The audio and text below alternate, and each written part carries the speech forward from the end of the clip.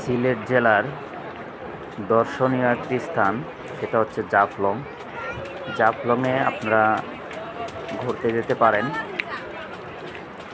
তবে সেখানে হয়তোবা বর্ষাকালে গেলে একটু ঝর্ণার পানিটা বেশি দেখতে পাওয়া যায়। আর আমরা গেলাম একটু বর্ষার শেষে, শীতের আগে। তো এখানে অনেকগুলা সারি সারি দোকান বসানো আছে, বিভিন্ন রকমের জিনিস এখানে চাইলে আপনারা কিনতে পারেন। তবে এখানে সবচেয়ে একটা সস্তা জিনিস পাবেন, কেউ গেলে হয়তো এটা আনতে ভুল করবেন না, সেটা হচ্ছে চিনি। তো চিনি এই দোকানগুলোতে খুবই কম দামেই পাওয়া যায়, কারণ হচ্ছে এই চিনিগুলা ইন্ডিয়া থেকে চোরাই পথে আসে। তো এখানে দোকানগুলা এখানের আমাদের সচরাচর যে বাজারগুলোতে যে পরিমাণ দাম তার থেকে অনেকটা কম। তারপরে আমরা সেই ঝর্ণার শীতল পানিতে পৌঁছতে গেলে অনেকটা পথ কিন্তু হাঁটতে হয়। তো অনেকটা পথ ধরে হেঁটে হেঁটে আমরা সেই শীতল পানিতে যাওয়ার চেষ্টা করতেছি। অনেক রোদ, তো চাইলে আপনারা এই রোদে হাঁটতে, অনেকে হয়তো আমরা ভুল করে বা নিয়ে যাইনি, তো আপনারা চাইলে সেখানে সাথে একটা ছাতা রাখতে পারেন, কারণ অনেকটা পথ যেহেতু রোদে হাঁটতে হয়। তো সাথে ছাতা থাকলে একটু রোদের থেকে বাঁচা যায় বা ভালোভাবে যাওয়া যায়। তো হাঁটতে হাঁটতে দুপাশে পাহাড় দেখা যায়, এরপরে কিছু যে সবজি ক্ষেত দেখা যায়, খুবই ভালো লাগে। কারণ পাহাড়ের পাশে হাঁটতে একটা অন্যরকম অনুভূতি লাগে। পাশে যে সারি সারি নৌকাও দাঁড়িয়ে আছে, দাঁড়িয়ে নয়, এগুলো আছে শুকনার মধ্যে নৌকাগুলো রাখা। তারপরে হাঁটতে হাঁটতে আমরা প্রায় কাছাকাছি চলে যাই।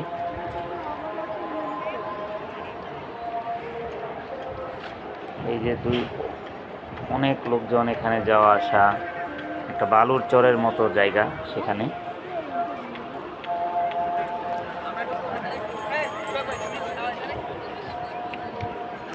এই পাশে গাছের শীতল ছায়, অনেক লোক এখানে বসে বিশ্রাম করতেছে, আবার অনেকে হাঁটতেছে। এই জায়গাগুলো পানি ছিল, এখন শুকিয়ে গেছে, কারণ বর্ষাকালে এগুলো পানি ছিল, এখন শুকাই গেছে।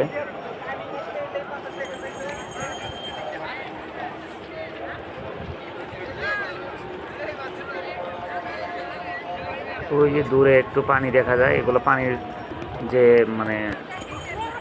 লাইনটা, এটা কিন্তু বিচ্ছিন্ন হয়ে গেছে, এই পাশে পানিগুলো আটকে গেছে, কারণ বর্ষাকালে এগুলো ছিল। আস্তে আস্তে প্রায় আমরা এই যে পাথরে এসে গেছি, অনেক পাথর এখানে। অনেক পাথরের মধ্যে হাঁটতে হাঁটতে কিন্তু অনেক অসুবিধাও হতে পারে, কারণ পাথরে হাঁটা কিন্তু খুব সাবধান। যদি পাথরের সাথে হোঁচট খেয়ে পড়ে যান, তাহলে কিন্তু আপনার মাথা ফেটে যেতে পারে।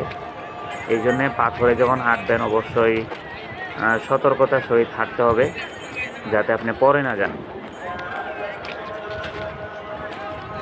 আবার কেউ কেউ পাথরে দাঁড়িয়ে ছবিও উঠায়, বসে ছবি উঠায়। আর পাথরগুলো খুব সুন্দর, এই পাথরগুলো কিন্তু জীবিত। পাথরগুলো আস্তে আস্তে বড় হয়। আসলে প্রকৃতি এবং আল্লাহ তাআলার সৃষ্টি কি মহান, যে পাথর এমনি এমনি কত বড় হয়ে যায়। এই যে সবাই কিন্তু দল বেঁধে হাঁটতেছে, জায়গায় জায়গায় কিছু ছাতা টানানো আছে, বড় বড় ছাতা, বা এখানে কিছু দোকানপাট বসানো আছে। তো চাইলে আপনারা এখানে ঠান্ডা শরবত বা এগুলো খেতে পারেন বেশি গরম লাগলে। তো পাথরে হাঁটতে হাঁটতে আসলে অনেকটা সময় চলে যায় এখানে। আবার কেউ বসে বসে এখানে ছবিও তোলে।